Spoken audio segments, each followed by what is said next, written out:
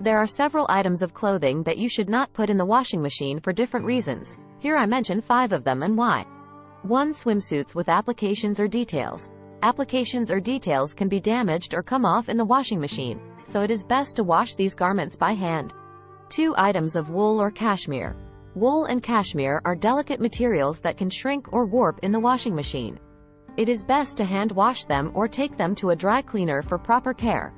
3. Clothing with sequins or rhinestones. Sequins and rhinestones can be damaged or come off in the washing machine, so it is best to wash these items by hand. 4. Leather or suede garments. Leather and suede can be damaged or warped in the washing machine, and water can affect their texture and appearance. It is best to clean these garments with a damp cloth or take them to a specialized dry cleaner. 5. Clothes with bright prints or intense colors that can fade. Clothes with bright prints or intense colors can fade in the washing machine and stain other clothes. It is best to wash these items separately or by hand.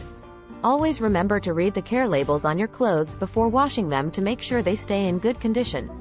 Thank you very much for following our channel and for your subscription.